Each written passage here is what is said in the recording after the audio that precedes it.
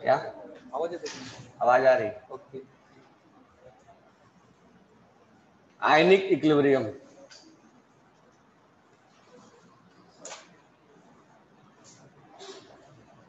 तो इसमें सबसे पहले हम लिखेंगे कि कंसेप्ट ऑफ एसिड, यानी एसिड को कैसे कैसे उसका डिफाइन कैसे कैसे किया गया है। तो उसमें लिखना पहले concept of acid, concept of acid. तो एसिड को जो डिफाइन किया गया है वो मेनली 3 टाइप से उसको सेपरेट आउट करके डिफाइन किया गया। ऐसा नहीं कि एसिड का एक ही डिफिनेशन है, एसिड के 3 साइंटिस्ट ने अलग अलग डिफिनेशन दिया। ठीक है, पहला जो है वो है अर्हनियस कंसेप्ट। अर्हनियस, अर्हनियस कंसेप्ट। दूसरा है जो ब्राउनस्टेड लोअरी concept.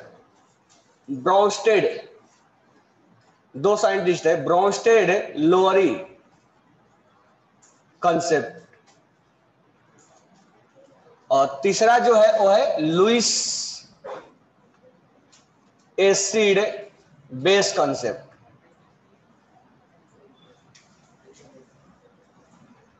Lewis acid base concept.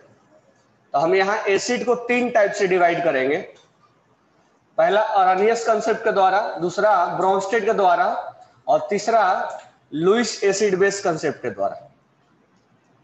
ठीक है, इसको लिखो पहले। 3 कंसेप्ट तुम कंटिन्यू भी लिख लो ऐसे 1 2 3।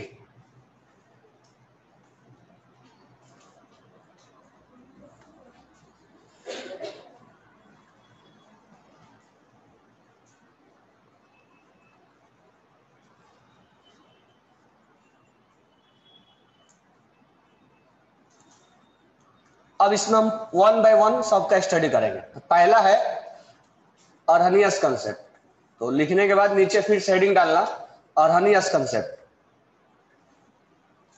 अर्हनियस कंसेप्ट।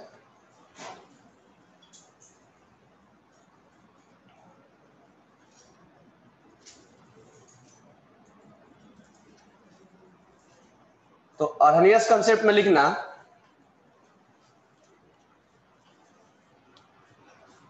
दोज एसिड या those compound which release H+ in aqueous solution, यानी ऐसा कंपाउंड जो H+ को रिलीज करता हो, और वो भी कैसे? एक्वस सॉल्यूशन में।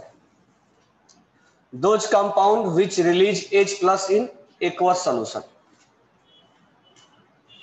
that is known as acid. और यहां एक और लिखेंगे, those compound which release OH- in aqueous solution, that is known as base।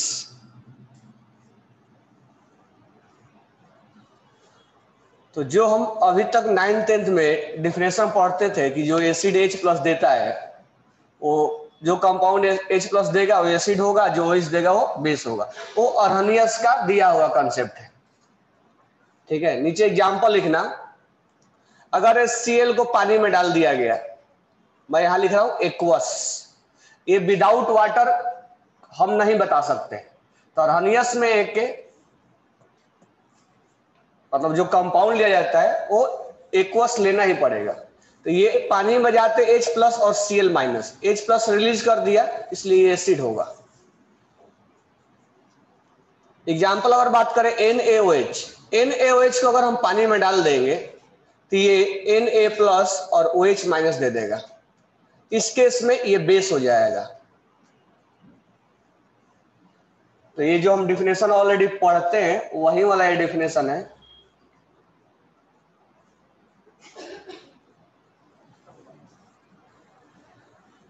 और अर्नियस ने एक बात और बताया, इफ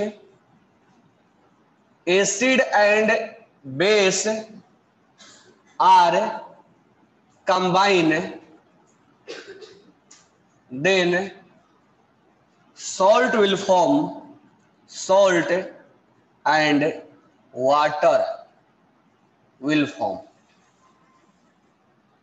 अगर एसिड बेस एक्वस मीडियम में दोनों जुड़ जाए तो सॉल्ट बनता है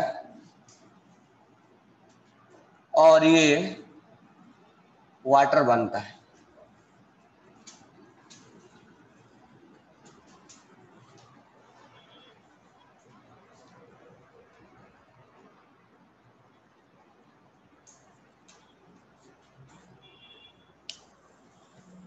तो ये अर्नियस का कंसेप्ट था। जो H प्लस रिलीज करेगा उसको हम अर्नियस एसिड, सॉरी एसिड बोलेंगे। जो OH रिलीज करेगा उसको बेस बोलेंगे। एसिड और बेस मिल जाएगा, सॉल्ट बनेगा। सॉल्ट का नेचर क्या होगा वो आगे हम देख लेंगे, और वाटर बनेगा। ठीक है। अब इसका लिमिटेशन, क्योंकि ये केवल एसिड बेस इतना ही नहीं है। अब लोगों ने पूछा कि बताओ BF3 क्या है। एक्चुअली हमने तुम्हें बताया था BF3 क्या है, लुईस एसिड है। तो BF3 के बारे में इसके पास नॉलेज नहीं था। क्यों? क्योंकि BF3 के पास हाइड्रोजन होल्ड ही नहीं है, OH भी नहीं है, नहीं है ना। हमने बोला कि CO2 बताओ क्या है, तो CO2 एसिडिक होता है, एसिड नहीं, एसिडिक इन नेचर होता है। इसके पास जवाब ही नहीं था। क्यों? क्योंकि इसमें हाइड्रोजन होल्ड ही नहीं है। इसका दो चीजें लिमिटेशन में आ गया। ये केवल उसी कंपाउंड को बता पा रहा था जिसमें H प्लस या OH माइनस अटैच था। जिसमें H प्लस और OH माइनस अटैच नहीं था उसके बारे में वो जानकारी नहीं दे रहा था। और दूसरा बात यह है कि वो एक्वस में ही डालने के बाद तब समझ में आ रहा था, विदाउट एक्वस वो बात नहीं कर रहा था। तो लिखना इसमें लिमिटेशन ऑफ अर्नियस कंसेप्ट।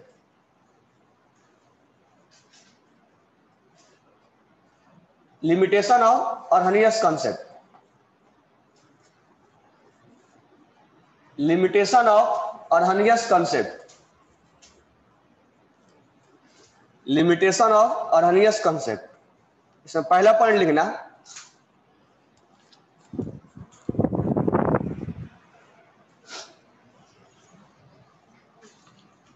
दो substance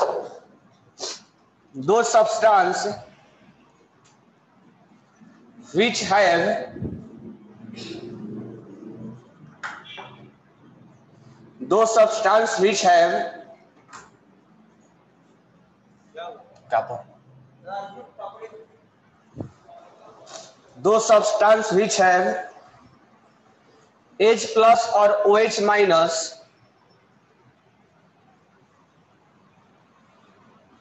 that can be identified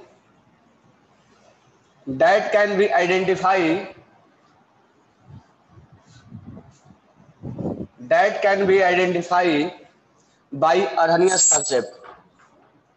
That can be identified by Arrhenius concept. Second one जो लिखना, it can only absorb in aqueous medium. It can absorbed only in aqueous medium.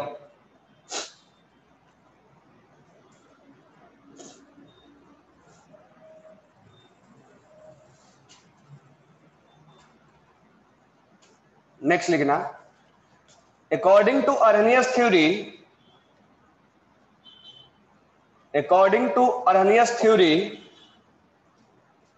it could not explain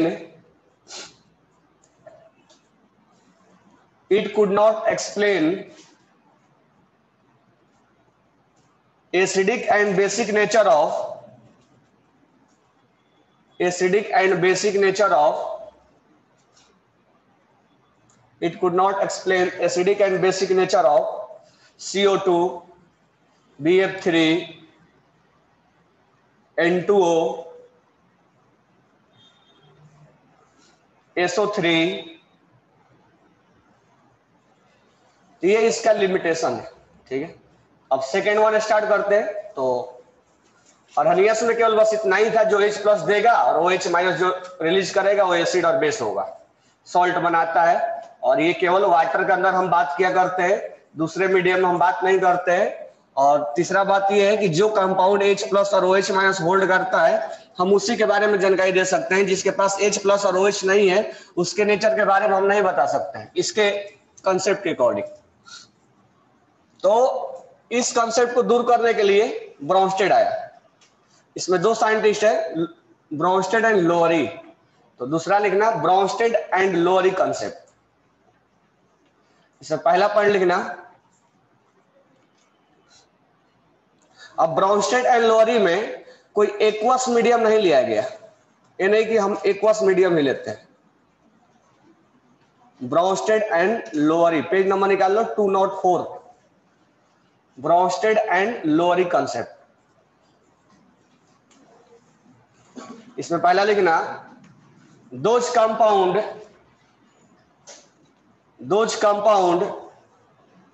which release H plus, those compound which release H plus, those compound which release H plus is known as acid, is known as acid. And those compound which accept H plus,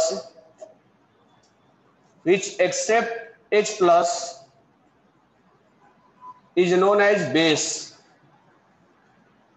is known as base,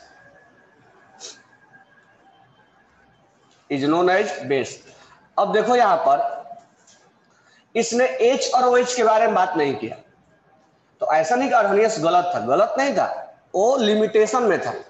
जिसके पास H plus और OH minus था उसी के लिए बता पा रहा था, जिसके पास H प्लस और OH नहीं था वो नहीं बता पा रहा था। तो इन्होंने बस सिंपल से डेफिनेशन दिया है कि जो H प्लस रिलीज करेगा वो एसिड होगा, जो H प्लस को गेन करेगा वो बेस होगा। जैसे इन्होंने क्या किया, HCl को पानी में डाला। अब जैसे HCl को पानी में डाला तो ये H प्लस को रिलीज कर दिया, तो ये हो जाएगा Cl माइनस। क्या हो जाएगा? Cl minus. अब ध्यान देना, वाटर के पास ये लोन पेयर होता है। अब जैसे ही H प्लस रिलीज हुआ तो H प्लस बन जाएगा ना। H प्लस के पास कितने इलेक्ट्रॉन है? H प्लस के पास कितने इलेक्ट्रॉन है? कितने इलेक्ट्रॉन है? मैं बेहोश हो गिर मर जाऊंगा। कितने इलेक्ट्रॉन है H प्लस के पास?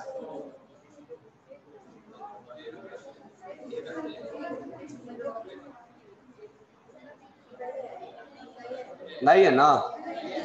हाइड्रोजन के पास कितना है? तो इसके पास कितना है? तो क्या हो जाएगा इसका कॉन्फ़िगरेशन? 1s0। इसका मतलब इसका ऑर्बिटल्स क्या है?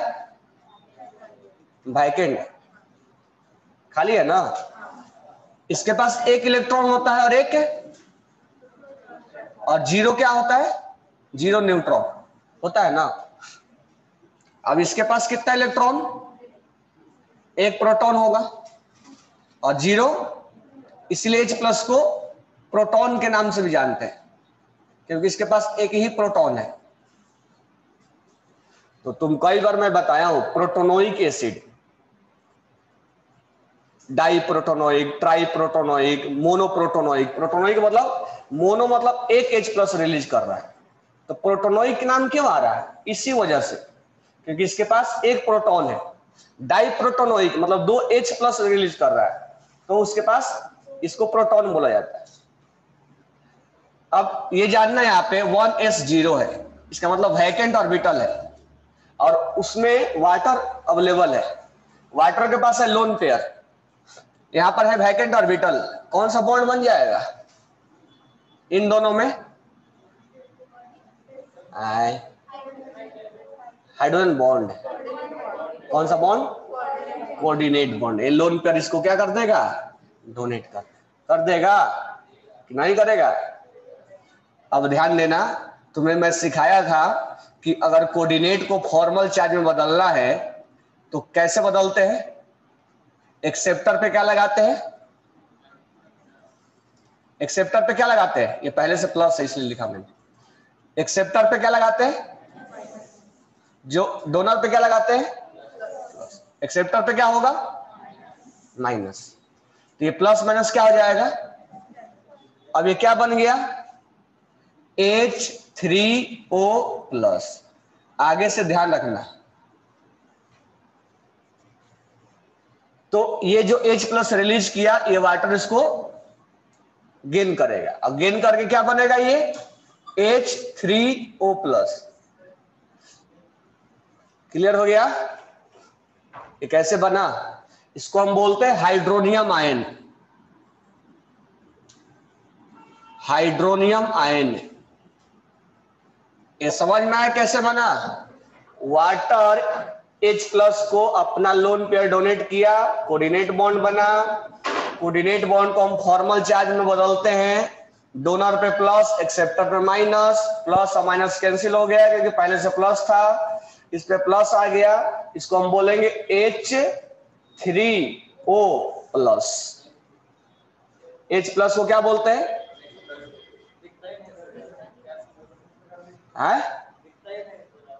तो मैं उड़ के पढ़ा हो गया, कैसे पढ़ा है बोला? उड़ के पढ़ा ऊपर से।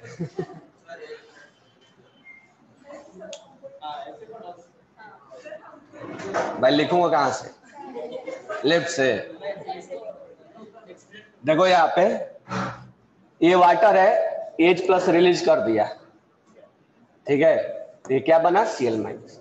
H प्लस आया, H प्लस के पास, हाइड्रोजन के पास कितने इलेक्ट्रॉन? एक प्रोटॉन, जीरो। H प्लस के पास 0 इलेक्ट्रॉन, एक प्रोटॉन, 0 इलेक्ट्रॉन। तो इसको हम किस नाम से जानते हैं? प्रोटॉन के नाम। इसलिए जितना H प्लस दिया जाता है प्रोटोनोइक एसिड के नाम से जाना जाता है, इसी वजह से। अब ये H प्लस के पास क्या है? Vacant orbital. तो तुम लिखोगे कैसे? देखो ऐसे लिखना है स्टार्टिंग से, क्योंकि ये चीजें हमें जानना भी जरूरी होता है। पहला तो इसने H प्लस रिलीज किया। H प्लस हाइड्रोजन के बारे में हम क्या जानते हैं? एक इलेक्ट्रॉन होता है, एक प्रोटॉन होता है और 0 न्यूट्रॉन होता है। हाइड्रोजन के बारे में H प्लस के बारे में क्या जानते हैं? 0 इलेक्ट्रॉन होता है, एक प्रोटॉन होता है, 0 न्यूट्रॉन होता है, इसलिए इसको प्रोटॉन के नाम से जानते हैं, इसको हम बोल देंगे प्रोटॉन। अब क्या हुआ? ये वाटर जो है H प्लस को रिलीज किया, सॉरी Cl ने H प्लस को रिलीज किया। H प्लस के बारे में हम क्या जानते हैं? और तो H प्लस के पास हो जाएगा 1s0, यानी इसके पास वैकेंट ऑर्बिटल है, यानी ये लोन पेयर से अपना कोऑर्डिनेट बॉन्ड बना सकता है। H प्लस का मतलब हो गया कि यहाँ वैकेंट ऑर्बिटल है, ये लोन पेयर इसको कोऑर्डिनेट बॉन्ड बनाएगा, ठीक है। अब कोऑर्डिनेट बॉन्ड को हम फॉर्मल चार्ज में बदल देंगे, तो फॉर्मल चार्ज में जब हम बदलेंगे तो हमने बताया था कि डोनर पे प्लस होता है और एक्सेप्टर पे माइनस होता है। प्लस माइनस क्या हो गया? कैंसिल। ये बन गया H3O प्लस, H3O और ये प्लस रह गया है H3O प्लस, जिसको हम क्या नाम से जानते हैं? Hydronium ion. तो ये हाइड्रोनियम आयंस ऐसे तैयार होता है। तो अब हम आते हैं ब्रोंस्टेड पे, इसने H प्लस को रिलीज किया, तो इसको हम किस नाम से जानेंगे? एसिड के नाम से। इसने H प्लस को एक्सेप्ट किया, तो इसको हम किस नाम से जानेंगे? बेस। तो वाटर एम्फोटेरिक होता है, तो यहाँ बेसिक नेचर का भी है। तो अभी आगे वाले एग्जांपल्स में आएंगे, तो यहाँ वाटर बेस की तरह ट्रीट हो रहा है, आगे वाटर एसिड की तरह भी ट्रीट होगा। तो water is known as amphoteric. Amphoteric मतलब those which show both properties, acid as well as base. Clear हो गया क्या? वो कहाँ गया? सिद्धार्थ क्यों? कल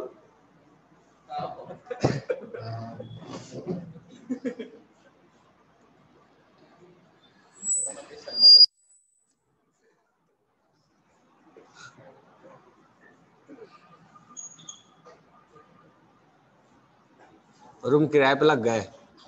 रूम किराए पे लग गया? हाँ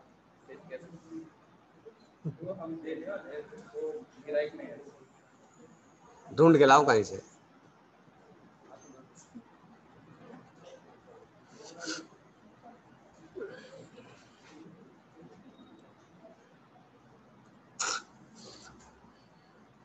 क्लियर हो गया? टेस्ट कब है? Saturday Sunday Monday. कल तो रंग पंचमी है। हाँ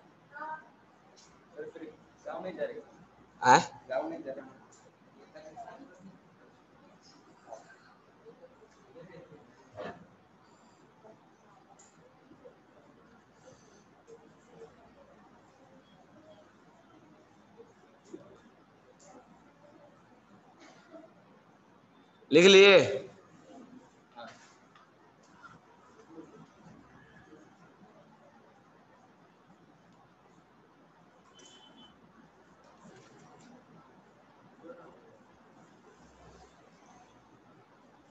तो यहां पर वाटर कैसा ट्रीट हो रहा है? बेस की तरह। सब चीज नहीं लिखे क्या? ये सब तुम लोग भी नहीं लिखे? तो water act as a base and HCl act as a acid. अब एक और एग्जाम। हाँ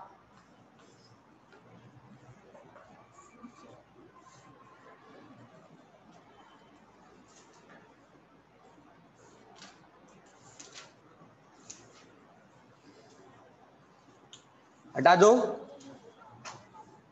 अब नेक्स्ट देखना, एक एग्जाम्पल लेते हैं।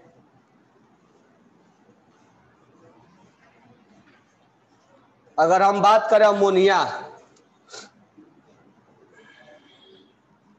अमोनिया को तुम पानी में डाल दोगे H2O, ध्यान देना यहाँ पे। अगर अमोनिया को तुम पानी में डालोगे तो ये यहां पर अब ये H+ को रिलीज करेगा वाटर, और ये OH- हो जाएगा। अमोनिया के बारे में अगर हम देखें, दिख रहा है? अगर हम अमोनिया के बारे में देखें, क्या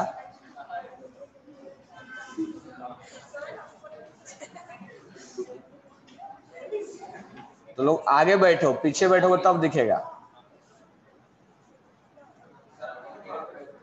अगर अमोनिया के बारे में हम देखें तो अमोनिया के पास एक लोन पेयर होता है ना। अब ये H+ जो रिलीज किया है तो इसके पास क्या हो गया? Vacant orbital. ये इसके साथ लोन कोऑर्डिनेट बॉन्ड बनाएगा।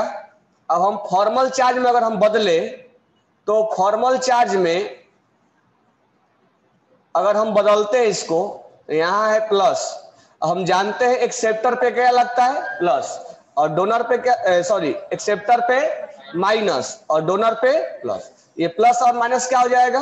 कैंसिल। क्या हो जाएगा? ये NH4+। तो ध्यान रखना इसको हम बोलते हैं अमोनियम आयन। उसको हाइड्रोनियम। अरे तुम लोग पीछे बैठो, पीछे चलो। अब यहां समझो, इसने H+ को रिलीज किया और इसने OH को रिलीज किया। अब ये अमोनिया के पास क्या है? अमोनिया के पास 3 बॉन्ड बना हुआ है और एक क्या है इसके पास? है ना।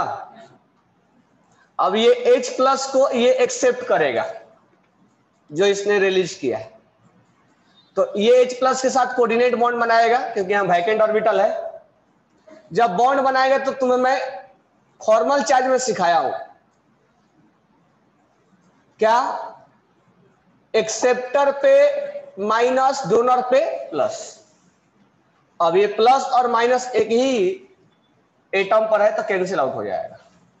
अब ये हो जाएगा NH4 और हो जाएगा प्लस NH4 प्लस।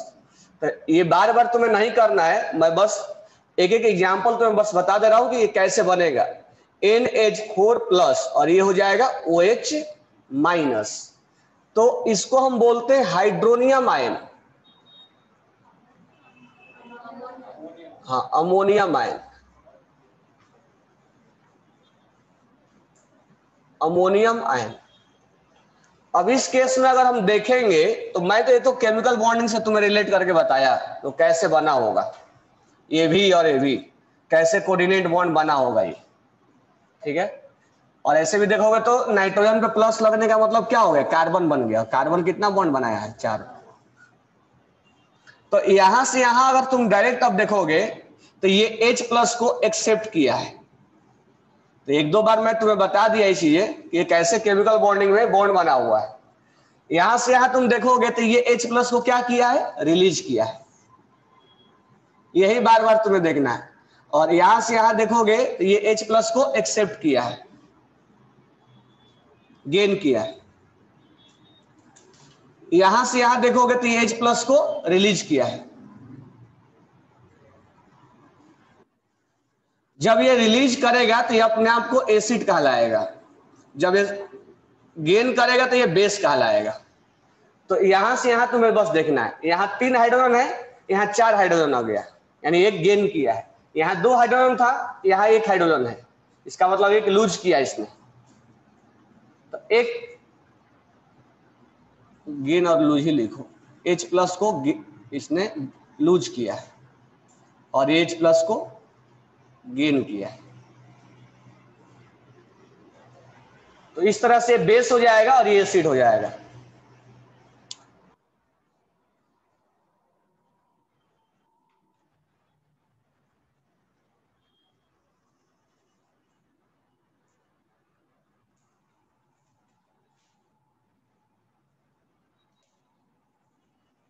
क्लियर हो गया? अब ध्यान देना,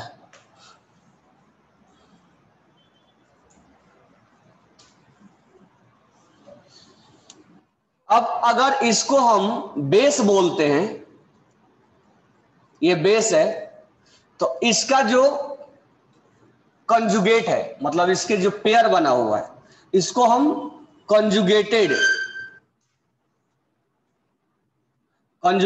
एसिड बोलते हैं। ऐसा क्यों? इसके पेयर को, क्योंकि ये आगे फर्दर H प्लस को अब एक्सेप्ट, जब इसको इधर आना होगा तो ये H प्लस को क्या कर देगा, रिलीज कर देगा। उस केस में क्या कहलाएगा, एसिड कहलाएगा ना। ये एसिड है तो इसके पेयर को हम बोलेंगे कंजुगेटेड बेस, यानी OH H प्लस को एक्सेप्ट कर सकता है, तो इसको हम बोलेंगे कंजुगेटेड बेस। तो अगर ये बेस होगा उसका पेयर कंजुगेटेड एसिड होगा, अगर ये एसिड होगा उसका कंजुगेटेड बेस होगा। तो कंजुगेटेड एसिड और बेस समझ में आ गया।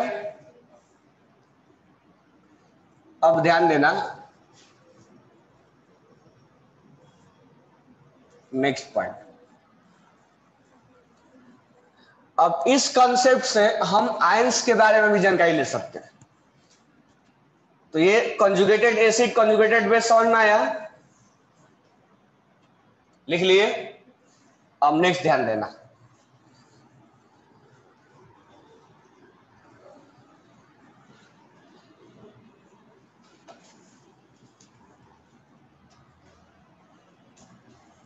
नेक्स्ट अगर हम एग्जांपल ले, जैसे मान लो हमने लिया H2SO4,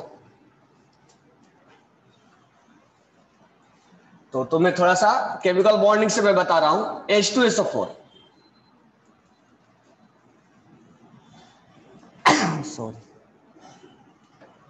H2SO4, ये है H2SO4।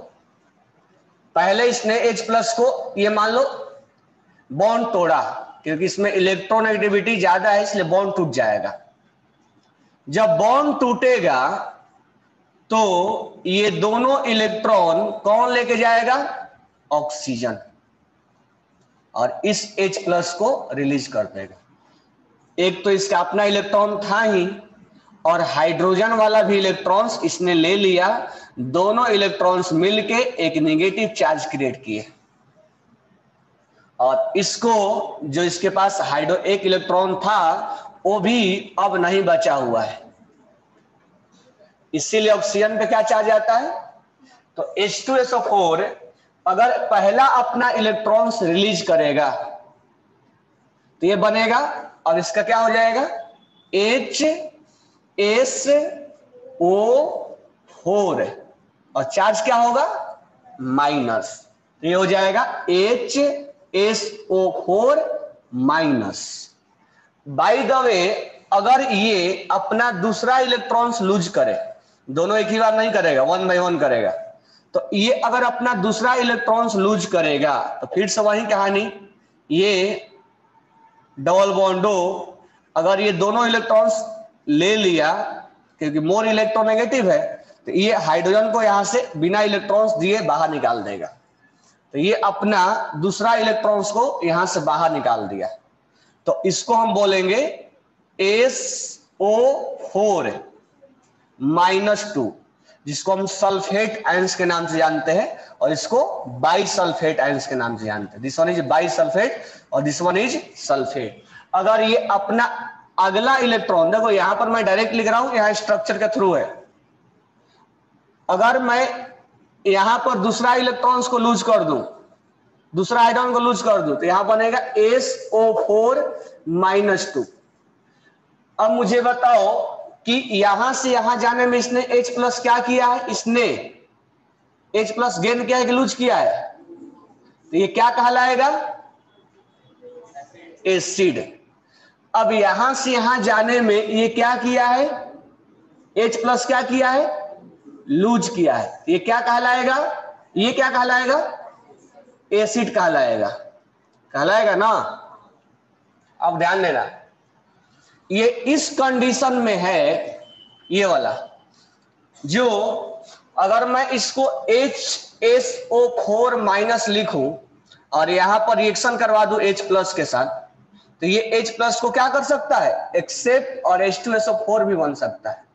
यानी ये ऐसे कंडीशन में है जहां पर रिलीज भी कर सकता है और जहां पर H प्लस को गेन भी कर सकता है, तो ये उस केस में बेस कहलाएगा। क्योंकि जब गेन करेगा तो क्या कहलाएगा? बेस कहलाएगा कि नहीं कहलाएगा? तो ये उस कंडीशन में ये नहीं गेन करेगा और ये लूज नहीं कर सकता है। क्यों नहीं लूज करेगा? क्योंकि इसके H प्लस है ही नहीं।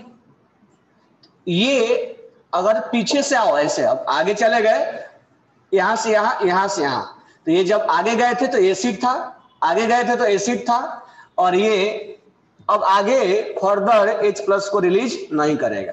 अब यहां से यहां आओ, अब यहां से जब तुम यहां आओगे तो ये H प्लस गेन करेगा, ये रिलीज तो कर नहीं सकता क्योंकि है ही नहीं इसके पास। ये क्या कहलाएगा? बेस। तो ब्राउनस्टेड ने H प्लस को गेन और रिलीज करने के बाद ये चीज जानकारी हो गया कि आयंस के बारे में भी हम बता सकते थे कि वो एसिड है कि बेस है। तो SO4 -2 ये बेस कहलाएगा क्योंकि ये H प्लस को गेन करेगा। अब यहां पर देखेंगे हम, ये ऐसे कंडीशन में है जो इधर भी जा सकता है और इधर भी जा सकता है। अगर ये इधर जाएगा तो एसिड कहलाएगा, अगर ये इधर जाएगा यानी गेन करेगा तो बेस कहलाएगा। यानी इस कंडीशन को हम बोलेंगे एम्फोटेरिक। ये एम्फोटेरिक है। तो इससे हमें ये चीज समझ में आया कि एम्फोटेरिक क्या होता है, तो ये ब्राउनस्टेड के कंसेप्ट से ही समझ में आता है। क्लियर हो गया ये चीजें? अभी और एग्जांपल ले रहे हैं, पहले इसको लिख लो।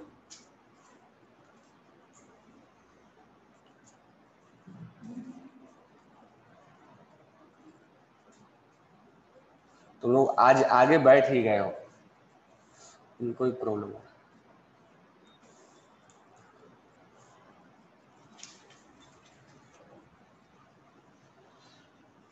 तो एम्फोटेरिक का मतलब क्या हुआ?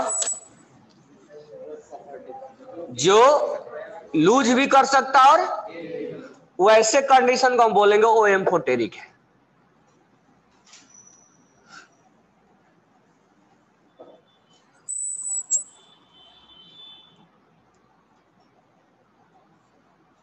तो एम्फोटेरिक का मीनिंग क्लियर हुआ।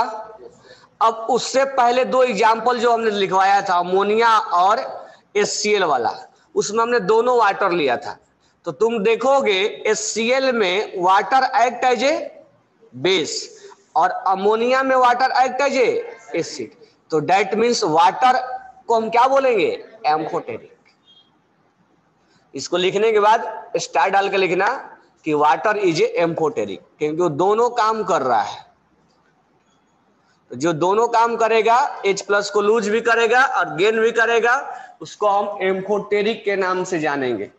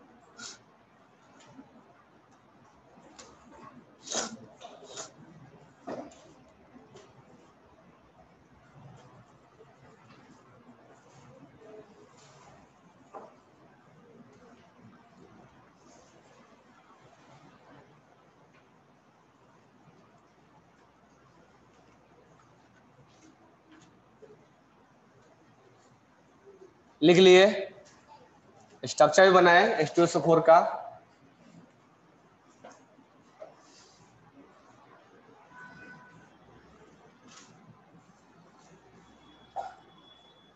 अब इसमें क्वेश्चंस कैसे पूछेगा?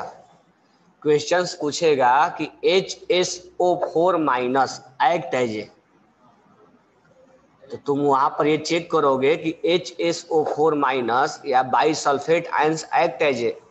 तुम वहां पर चेक करोगे क्या वो H+ को रिलीज करेगा कि गेन करेगा कि दोनों काम करेगा। रिलीज करेगा तो एसिड कहलाएगा, गेन करेगा तो बेस कहलाएगा, दोनों काम करेगा। तो एक और एग्जांपल लेते हैं।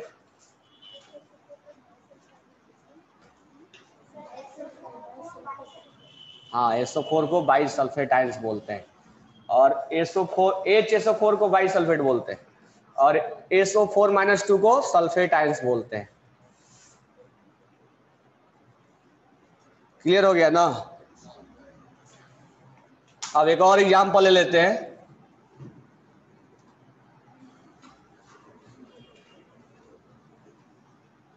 अब देखो H3PO4, H3PO4,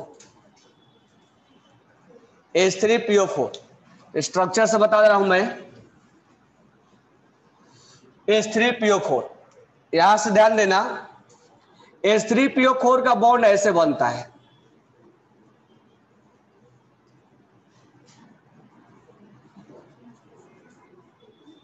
ये है H3PO4 का बॉन्ड। अब पहला ये इलेक्ट्रॉन्स हाइड्रोजन लूज किया, क्या बन जाएगा? P डबल बॉन्ड O और यहां क्या हो जाएगा? माइनस हो जाएगा ना, और यहां हो जाएगा OH। इसका ये लूज करेगा एक, तो क्या बन जाएगा? H2PO4 minus. अब यहीं से समझते चलो, एक और स्ट्रक्चर बना रहे हैं। अगर ये टूट गया तो P डबल बॉन्ड हो, तो मैं हर बार बनाना नहीं है, मैं समझाने के लिए बना रहा हूं। केमिकल बॉन्डिंग से इसको जोड़ रहा हूं मैं, इसको केमिकल बॉन्डिंग से मैं जोड़ के बता रहा हूं। ऐसे हमें बार बार लिखने की जरूरत नहीं है, हम बार बार ऊपर ही लिख देंगे, बार बार यहीं से लिख देते हम। लेकिन तुम्हें तो यहाँ लिंक करके बता रहे कि केमिकल बॉन्डिंग आखिर पढ़ने का बेनिफिट भी हो जाए तुम्हारा। तो ये रिलीज कर दिया, दूसरा H प्लस यहाँ रिलीज हो गया और ये ऐसे रह जाएगा। तो यहां से दूसरा H प्लस रिलीज कर दिया तो ये हो जाएगा HPO4। अब चार्ज कितना आ जाएगा, देख रहे हो कैसे चार्ज आ रहा है ना। अब यहां पर तीसरा H प्लस को लूज करेगा, P डबल बॉन्ड O। अब मुझे बताओ कि यहां पर ऑक्सीजन पे निगेटिव चार्ज क्यों आया, क्योंकि जब ये बॉन्ड टूटा है तो दोनों इलेक्ट्रॉन्स कौन लेके चला गया है, एक तो इसका अपना ये इलेक्ट्रॉन है, ये हाइड्रोजन वाला भी इलेक्ट्रॉन्स खींच लिया है, तो यहां पर इसको बिना इलेक्ट्रॉन्स के भेज दिया, इसलिए नेगेटिव चार्ज क्रिएट हो रहा है। क्लियर हो गया। और ये अगर लूज करेगा तो इसको बोलेंगे PO4-3। क्लियर हो गया कैसे बना।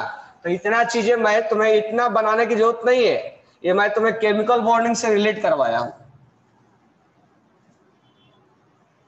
तो एक ही बार तीनों लूज नहीं होता। अब थोड़ा सा हम बात कर लेते हैं, पहले हम यहां से यहां चलते हैं। यहां से यहां गए तो H प्लस क्या किया, इसने लूज किया या नहीं किया, तो ये क्या कहलाएगा, एसिड कहलाएगा, कहलाएगा ना। तो ये एसिड कहलाएगा। तो मैं केवल एसिड यहां लिख रहा हूं।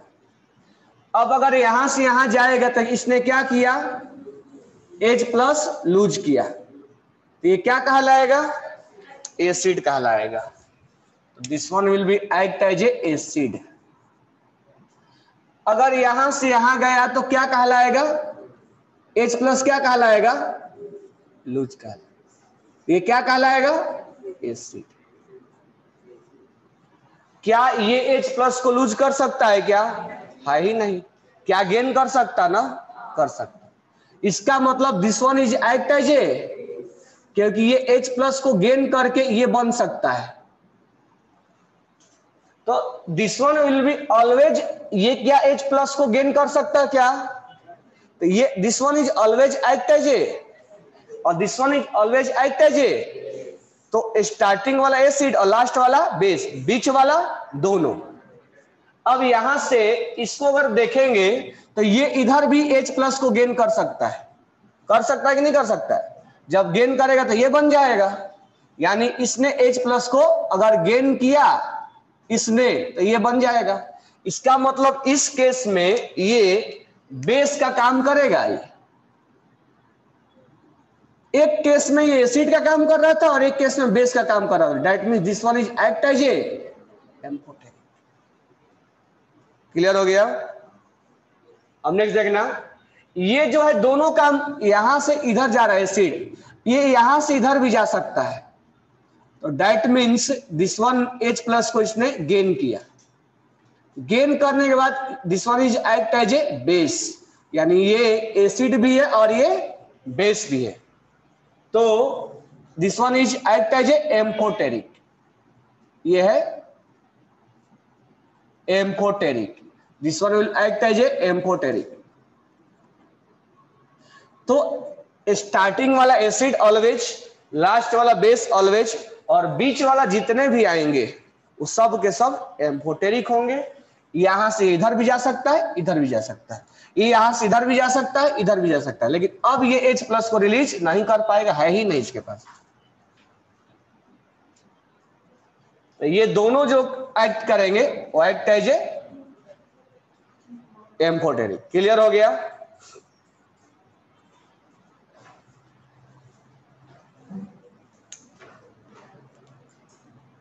समझ में आ गया ना ये। तो एसिड बेस का डिफिनेशन समझ में आ गया लुईस के द्वारा, सॉरी ब्रॉन्स्टेड के द्वारा, और एम्फोटेरिक भी क्लियर हो गया।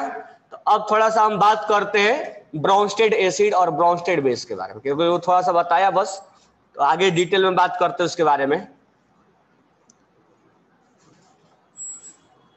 और इसी में हम बात कर लेंगे थोड़ा सा स्ट्रॉन्ग एसिड और एसिड, स्ट्रॉन्ग बेस और वीक एसिड और वीक बेस के बारे में, क्योंकि तो यहां तक क्लियर हो गया होगा। चलो अब आगे आते हैं। तो अब ध्यान देना, अब नेक्स्ट क्वेश्चन की तरफ बढ़ते हैं। इसमें समझ में आया क्वेश्चंस क्या पूछेगा, क्वेश्चन सेपरेट पूछेगा, बोलेगा H2PO4- क्या है, एक्ट एज ए। तो ऑप्शन में रहेगा एसिड बेस बोथ, ठीक है। इस तरह से ये लिख लिए तुम लोग। क्लियर क्लियर हो गया ना? अब दूसरा एग्जांपल लेने की जरूरत नहीं है ना? चलो अब दूसरा आएगा तो तुम कर सकते ना। चलो नेक्स्ट अब बात करते हैं। अब थोड़ा सा हम ब्रोंस्टेड एसिड और ब्रोंस्टेड बेस के बारे में बात करते हैं।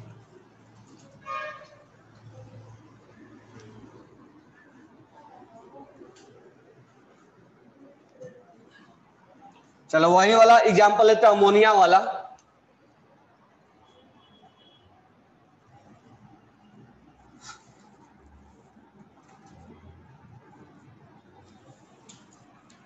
अमोनिया, अमोनिया को मिला दो HCl में, अमोनिया को इस बार मिला दे रहे हम HCl। अब देखो यहां से क्या होगा, अमोनिया को अगर HCl में मिलाएंगे तो ये H+ रिलीज करेगा और इसके पास लोन पेयर है, ये एक्सेप्ट करेगा। बार बार एग्जांपल आएगा तो समझ सकते हो। तो ये बन जाएगा NH4+, कैसे बना, क्लियर हो गया। और ये बन जाएगा Cl-। अब यहां से हम ये बात देख सकते हैं कि अमोनिया से यहां हम जाएंगे, यहां 3 इलेक्ट्रॉन है, यहां 4 इलेक्ट्रॉन है, ये H+ को गेन किया है, मतलब this one is act as a base. अगर हम HCl में देखें तो HCl में यहां से यहां जाते समय ये H+ को रिलीज किया है, लूज किया है, इसका मतलब this one is act as a acid. Clear हो गया? अब ध्यान देना, जब ये बेस है तो इसके पेयर को हम क्या बोलेंगे, कॉन्जुगेट एसिड। क्यों एसिड बोलेंगे? क्योंकि जब इसको आना होगा तो ये H+ को रिलीज करेगा, गेन नहीं कर पाएगा, इसको हम बोलेंगे कॉन्जुगेट, शॉर्ट में लिख दूं कॉन्जुगेट एसिड कहलाएगा। तो ये अगर बेस है तो इसका पेयर जो है वो कॉन्जुगेट एसिड के नाम से जाना जाएगा। अगर ये एसिड है तो इसका पेयर कॉन्जुगेट बेस के नाम से जाना जाएगा। क्यों? क्योंकि ये अब आना चाहेगा तो H+ को गेन कर सकता है। तो अगर हमसे पूछा जाए कि बताओ कि Cl- क्या है, तो हम बोलेंगे Cl- बेस है। क्यों बेस है? क्योंकि वो H+ को गेन कर सकता है। तो इस ब्रोंस्टेड के थ्योरी के अकॉर्डिंग से ये बेनिफिट्स मिला कि हम आयंस के बारे में भी जानकारी ले पा रहे हैं कि आयंस क्या है। अब अगर अरहनिया से पूछा जाता कि Cl- क्या है तो उसके पास जवाब नहीं था, लेकिन अगर पूछा जाता लोरी से, ब्रोंस्टेड लोरी से कि Cl क्या है, Cl-, तो ये बोलता कि H+ को गेन करेगा और ये बन जाएगा Cl, इसलिए ये क्या कहलाएगा, जो गेन करता है उसको क्या बोलते हैं, बेस। तो this one is act as a base. Cl-, तो ऐसे क्वेश्चन में पूछ लेगा कि Cl- act as a base according to, किसके अकॉर्डिंग बेस है ये, ब्रोंस्टेड के अकॉर्डिंग। और अरहनियस के अकॉर्डिंग ये बेस नहीं है, क्योंकि अरहनियस इसके बारे में नॉलेज था ही नहीं। अब नेक्स्ट पॉइंट, जब हम कंजुगेट एसिड और कंजुगेट बेस पढ़ लिए, conjugate acid conjugate base clear हो गया। अगर ये बेस है तो ये उसका पेयर कंजुगेट एसिड, अगर ये एसिड है तो उसका पेयर। अब नेक्स्ट ध्यान देना, अगर ये स्ट्रॉन्ग है, स्ट्रॉन्ग बेस है, नेक्स्ट इसमें हम ऐड कर रहे हैं, अगर ये स्ट्रॉन्ग बेस है तो उसका जो कंजुगेट बनेगा वो वीक बनेगा, क्योंकि अगर ये H+ एक्सेप्ट करने में माहिर हासिल किया है तो ये लूज जल्दी नहीं कर पाएगा। अगर ये H+ एक्सेप्ट करने, H+ को एक्सेप्ट कर रहा है, ठीक है, स्ट्रॉन्ग है, तो अभी मैं बता दूंगा कौन स्ट्रॉन्ग होता है कौन वीक होता है। तो अभी समझना कि अमोनिया स्ट्रॉन्ग होता है, तो अगर ये स्ट्रॉन्ग है तो उसका कंजुगेट एसिड क्या कहलाएगा, उल्टा वीक कहलाएगा, वीक कंजुगेट एसिड। HCl तुम लोग जानते भी होंगे, HCl is a strong acid. तो ये अगर स्ट्रॉन्ग एसिड है, हम अभी लिखवा देंगे कौन स्ट्रॉन्ग एसिड है। अगर ये स्ट्रॉन्ग एसिड है तो Cl- act as a weak conjugate base, weak conjugate base. तो इस बात को लिखो, फिर हम आगे क्वेश्चंस करते हैं। एक बात और भी लिखना, ये तो क्लियर हो गया होगा। स्ट्रॉन्ग का क्या बनेगा? वीक। वीक क्या क्या बनेगा? स्ट्रॉन्ग। अब नेक्स्ट बात ध्यान देना, तुमसे नॉर्मली क्वेश्चंस में ऐसे पूछेगा, फाइंड कॉन्जुगेट, पहले लिखना मत, अभी ध्यान देना, find conjugate acid of HSO4 minus. ये क्वेश्चंस तुमसे दे देगा। और एक क्वेश्चन और भी पूछ लेगा, फाइंड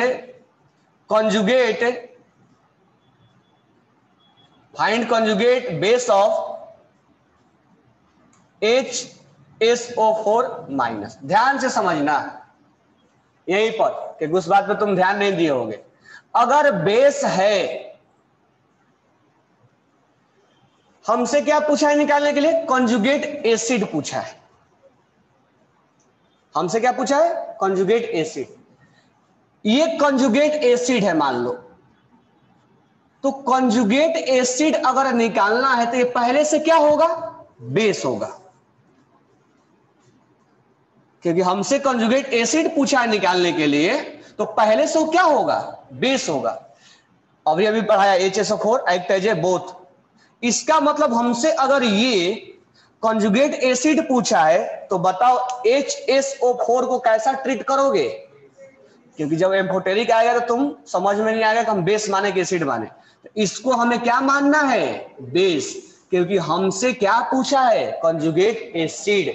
तो जब एसिड पूछेगा तो इसको बेस ऑब्वियस सी बात है मानना पड़ेगा। अब बेस में क्या किया जाता है? H प्लस को ऐड किया जाता है, यानी इस पे H प्लस ऐड कर देंगे तो ये बन जाएगा H2SO4।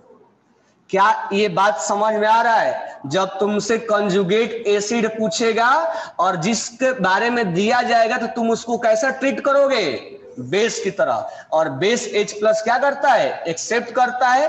तो ये अगर बेस है तो ये इसका कंजुगेट एसिड बन गया। नहीं समझ में आया? क्लियर हो गया? अब नेक्स्ट ध्यान देना, हमसे नेक्स्ट में पूछा है कंजुगेट बेस बताओ। इसी क्या पूछा है? तो कंजुगेट अगर बेस बताना है तो इसको कैसा ट्रीट करना पड़ेगा? इसको एसिड की तरह ट्रीट करना पड़ेगा, तभी तो इसे हम क्या निकालेंगे? कंजुगेट बेस निकालेंगे। और एसिड क्या करता है? H प्लस को रिलीज करता है, तो यहां से H प्लस को निकाल देंगे, SO4 माइनस 2 बन जाएगा। और ये एसिड का ये क्या बन गया? Conjugate base. ये बेस का ये क्या बन गया? Conjugate acid. ये बात क्लियर हुआ कि नहीं हुआ? अगर कंजुगेट एसिड पूछेगा तो उस सब्सटेंस को, उस कंपाउंड को बेस मानना पड़ेगा। अगर कंजुगेट बेस पूछेगा तो उस सब्सटेंस को एसिड मानना पड़ेगा। और बेस में H प्लस को गेन करवाया जाता है और एसिड में H प्लस को, क्योंकि तुम आगे जब क्वेश्चंस बनाओगे तो कंफ्यूजन आएगा, इसलिए क्लियरिटी से मैं बता दिया कि इसमें चीजें क्या किया जाता है। जब तुमसे एसिड पूछेगा तो सामने वाला को तुम बेस ट्रीट करना, और बेस में क्या काम करता है? H प्लस को गेन करता है। अगर कंजुगेट बेस पूछे तो उस कंपाउंड को क्या मानना है? एसिड। तो एसिड में H प्लस को निकाल देना तो कंजुगेट बेस बन जाएगा।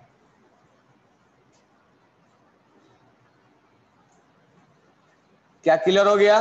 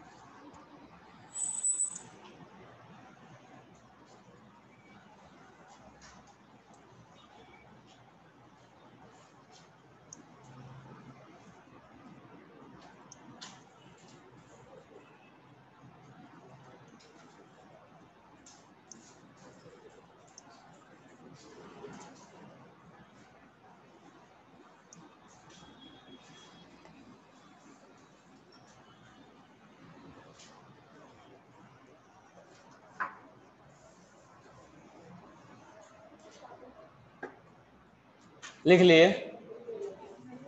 ये भी लिखे।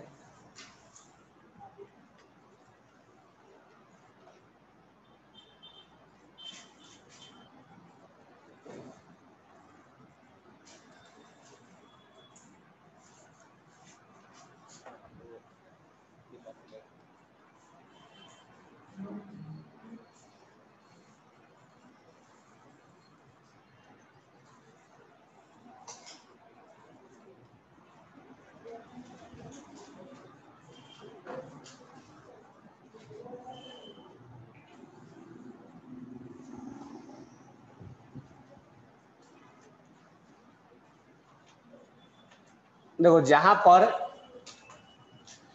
एम्फोटेरिक देगा वहां पर प्रॉब्लम क्रिएट होगा।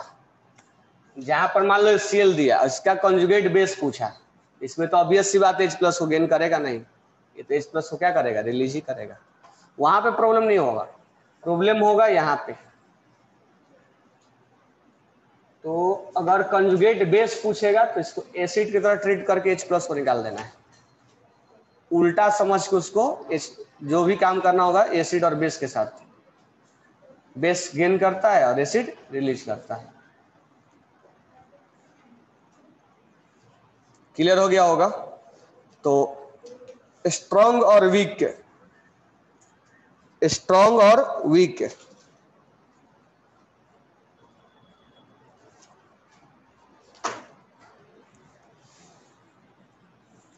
नेक्स्ट क्वेश्चन लिखना, find the conjugate acid and conjugate base of, find the conjugate acid and conjugate base of, find the conjugate acid and conjugate base of OH minus, find the conjugate acid and conjugate base of OH minus.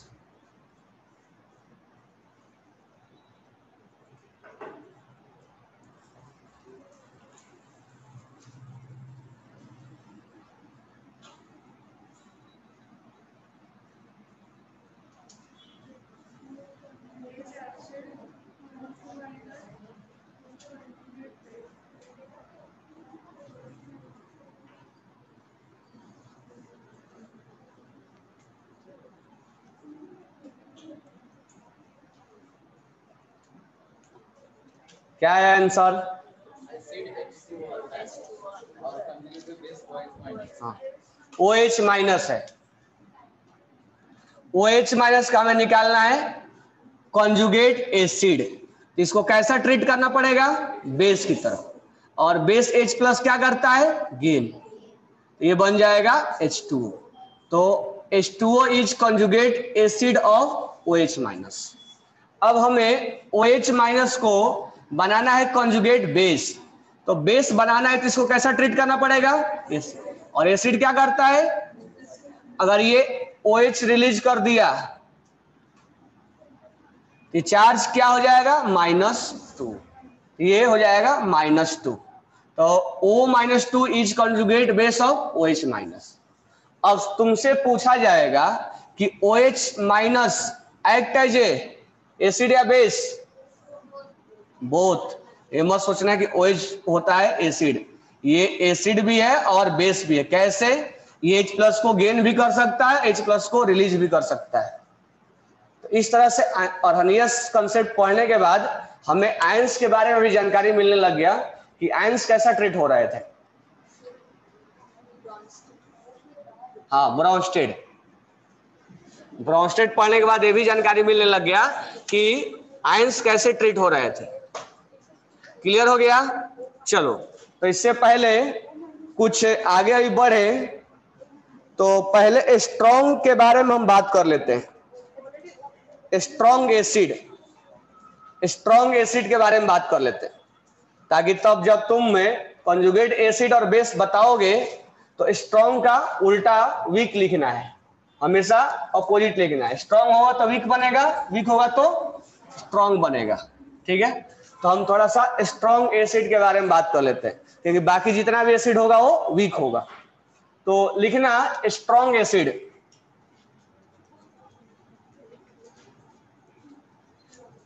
अच्छा strong acid क्या होता है,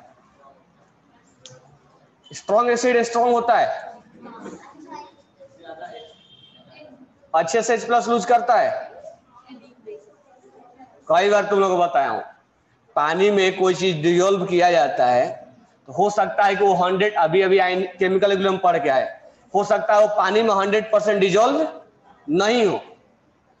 अगर पानी में जितना हमने मिलाया और उसका एक एक पार्टिकल्स उसके अंदर टूट गया, डिसोसिएट हो गया, एक भी नहीं बचा, यानी क्लास में हम जितने पढ़ा रहे थे स्टूडेंट को सब के सब पास हो गए,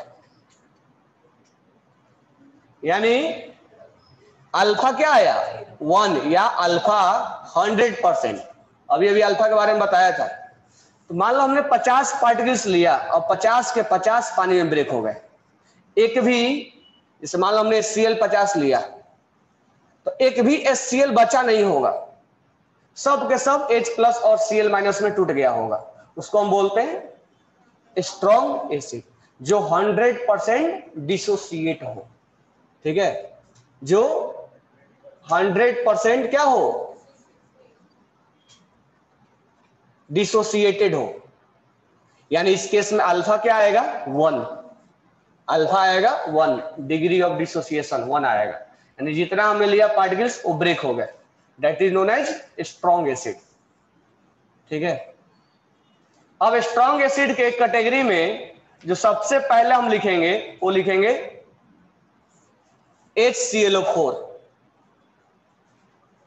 उसके बाद HI, उसके बाद H2SO4, उसके बाद HBr, उसके बाद HCl, उसके बाद H3O+।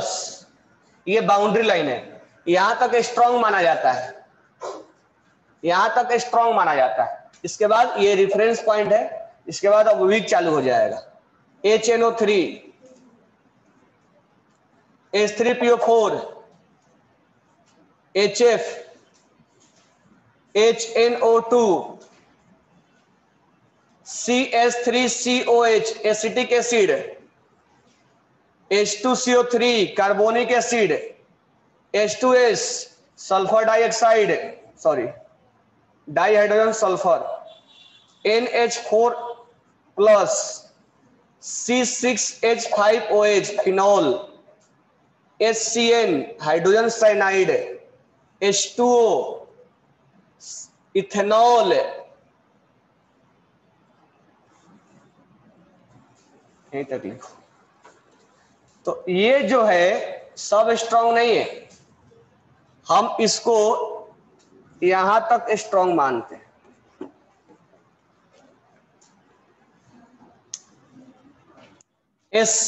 HClO4, HI, H2SO4, HBr, HCl ये स्ट्रॉन्ग है, बाकी सब वीक में आते हैं। नाइट्रिक एसिड, फास्फोरिक एसिड, मालूम है ना, सब नाम है, nitric acid, phosphoric acid, phosphoric acid, hydrogen fluoride, nitrous acid, nitrous acid, ये है एसिटिक एसिड, एसिटिक एसिड, ये है कार्बोनिक एसिड,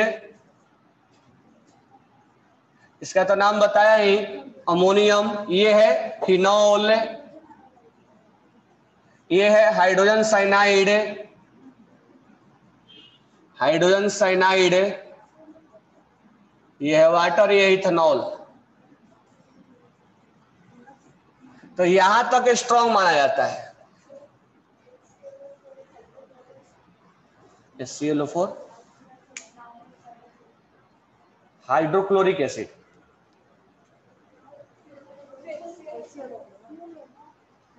क्लोरिक एसिड बोला है इसको, बोला जाता है HClO4 को क्लोरिक एसिड। किसको?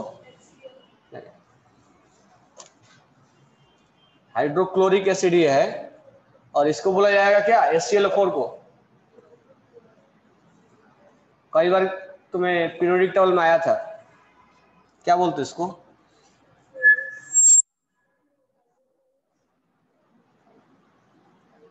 Hypochloric acid. एक बार चेक कर लेते। हाइपो होगा या ऑर्थो होगा?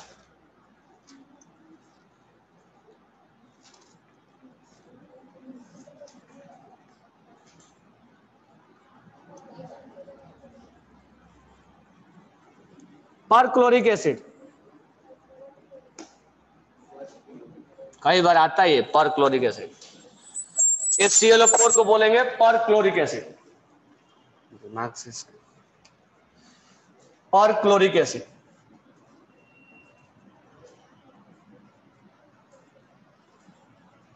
सल्फ्यूरिक एसिड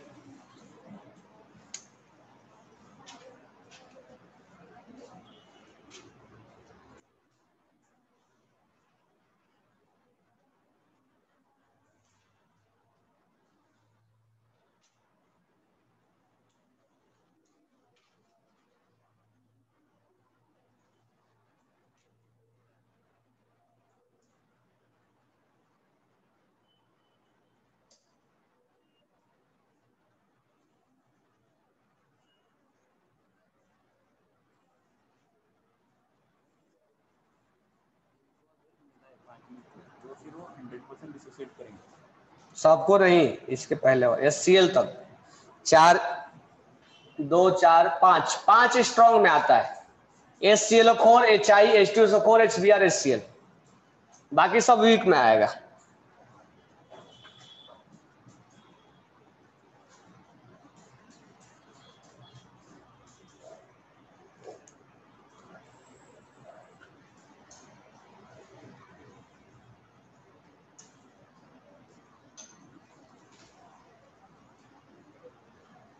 नाम नहीं लिखे का है?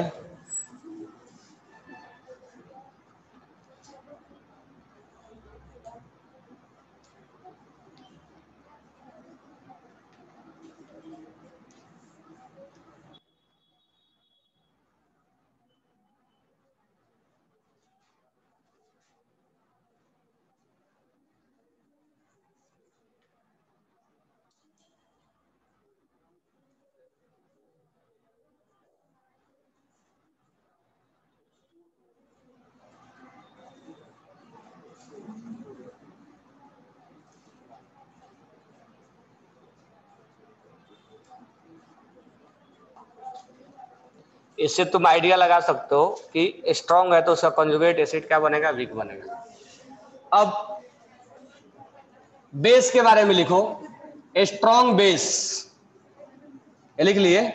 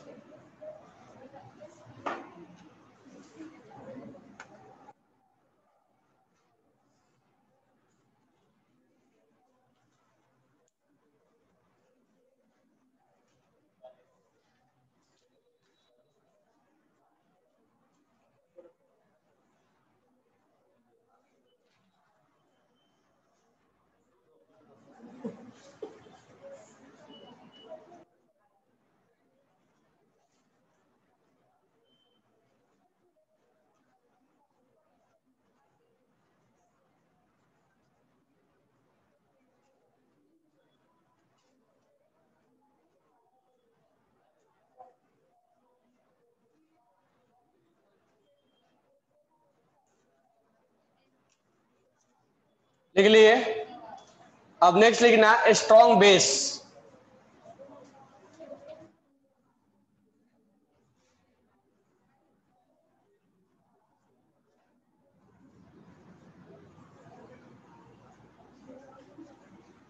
Strong base,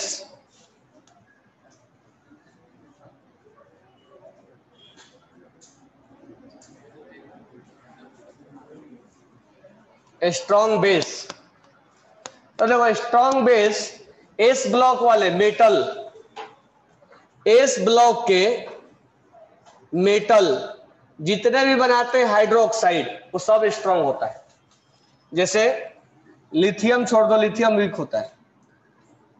lithium hydroxide, sodium hydroxide strong होता है ये, उससे भी strong potassium hydroxide, rubidium hydroxide, caesium hydroxide. हम जानते हैं कि टॉप टू बॉटम हाइड्रोक्साइड का नेचर बढ़ता भी है। बेरिलियम छोड़ दो, मैग्नीशियम हाइड्रोक्साइड, कैल्शियम हाइड्रोक्साइड,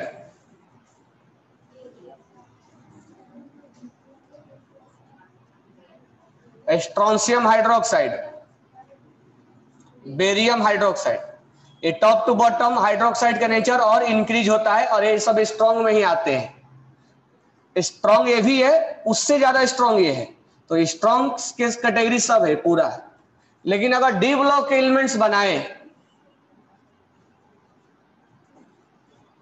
और ये जो होता है एम्फोटेरिक होता है hydroxide,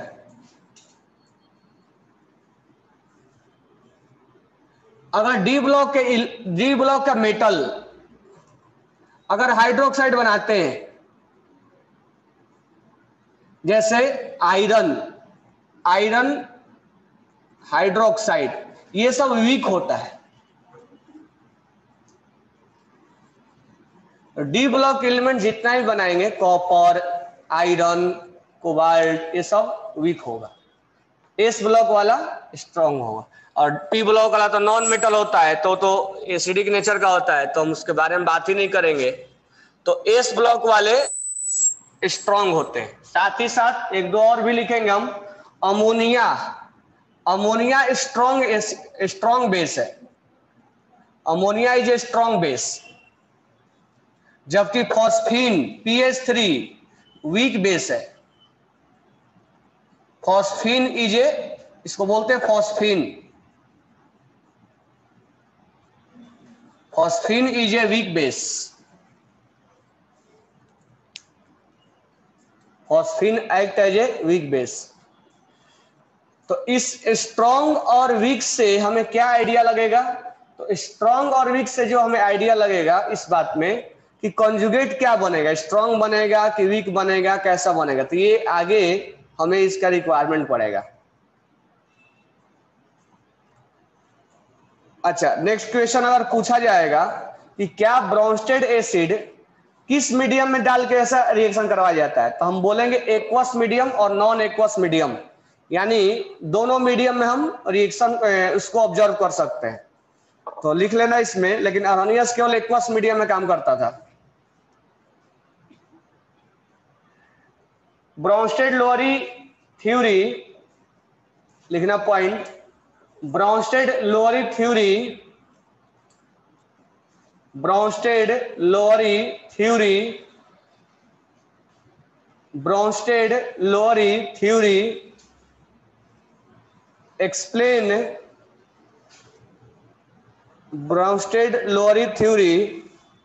explain the behavior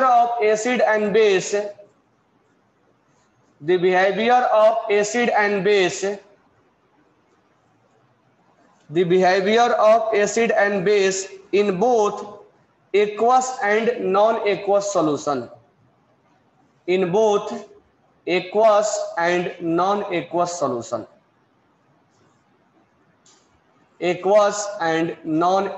solution. यानी दोनों ही मीडियम में काम करता है। अच्छा, अगर मान लो H3PO4 है तो कितना H+ को लूज करेगा? 3। तो हम उसको बेसिसिटी के नाम से जानते हैं, मालूम है ना, पहले लिखवाना जरूरी नहीं है ना। अगर OH जैसे कैल्शियम हाइड्रोक्साइड है CaOH होल ट्वाइस, तो ये 2 OH को रिलीज करेगा, तो हम इसको एसिडिटी के नाम से जानेंगे, उल्टा नाम बोलते हैं। लिखना है, जानते हो? हैं? लिखो।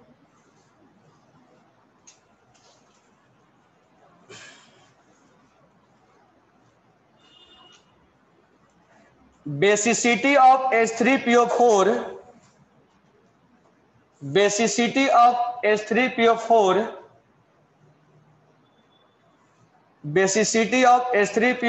Comma H3PO3 H3PO3 is 3,2 respectively. यानी एसिड के केस में कितना H प्लस रिलीज करेगा उसको हम किस नाम से जानेंगे? बेसिसिटी। नेक्स्ट लिखना acidity of CaOH whole twice, acidity of CaOH whole twice is 2, यानी कितना OH रिलीज करेगा उसको हम एसिडिटी के नाम से जानेंगे।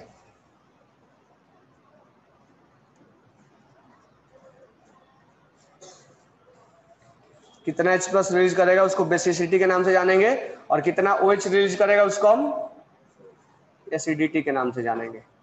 नेक्स्ट पॉइंट लिखना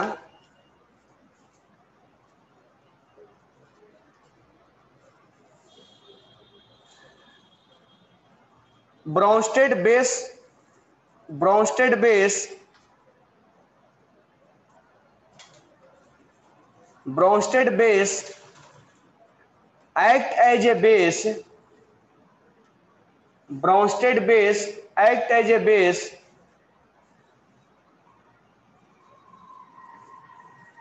only in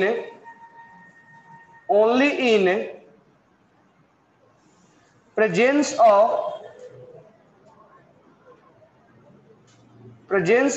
proton donor, only in presence of proton donor. इसका मतलब क्या हुआ? अब मान लो केवल बेस तुम लिए, एक ने H प्लस को रिलीज किया और एक्सेप्ट करने वाला है ही नहीं, तो वो अपना फंक्शन नहीं दिखाएगा। वहां पे लूज करने वाला भी होना चाहिए और गेन करने वाला भी होना चाहिए। ऐसा नहीं कि लूज हम देख रहे हैं, तो दोनों अवेलेबल होना चाहिए, तब अपना फंक्शन दिखाएगा। नेक्स्ट पॉइंट लिखना HCl act as acid in water, HCl act as a acid in water, HCl act as a acid in water, but not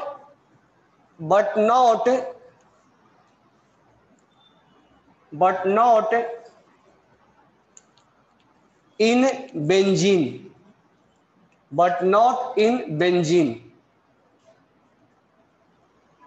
but not in benzene। क्यों?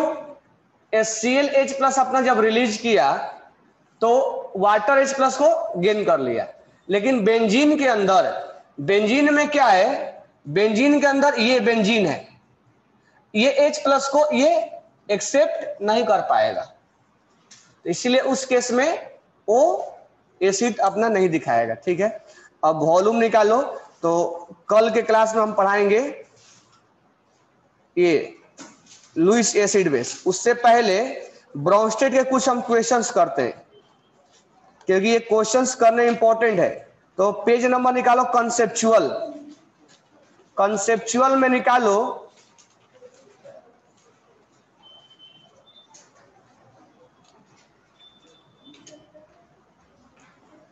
कंसेप्चुअल पेज नंबर 214 निकालो, 214। मैं जो questions बोल रहा हूं उसको करो।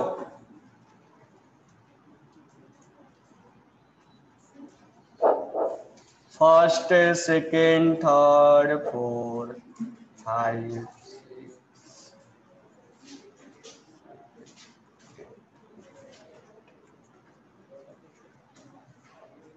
10 तक करो, या 1 से लेके 15 तक करो।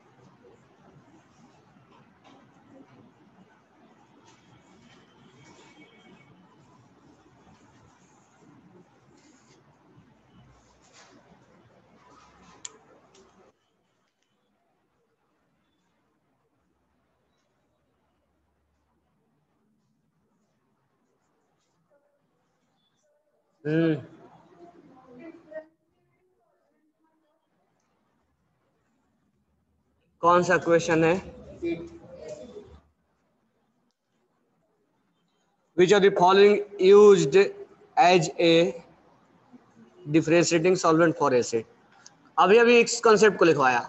अगर एसिड को जानना है तो हमें उस सॉल्वेंट में डालना पड़ेगा जो H प्लस को क्या कर ले, एक्सेप्ट कर ले। तो एक्सेप्ट करने के लिए अब एसिड को तुम पहला CH3COOH एसिटिक एसिड में डाल दो तो O भी एसिड और A भी एसिड।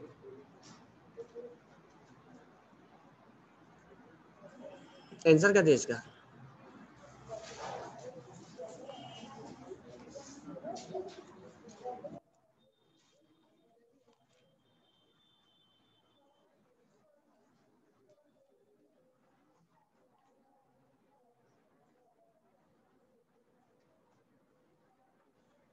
एट का फर्स्ट।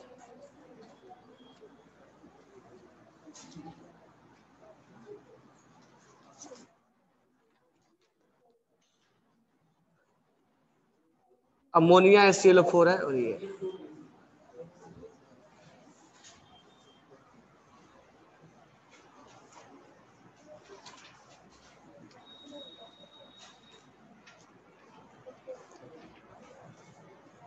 अब इस केस में which are the following use as a differentiating solvent for acid.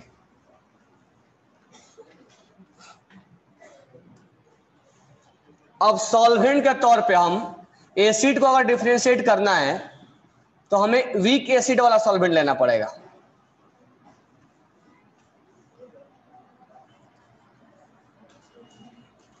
Weak acid वाला सॉल्वेंट लेना पड़ेगा।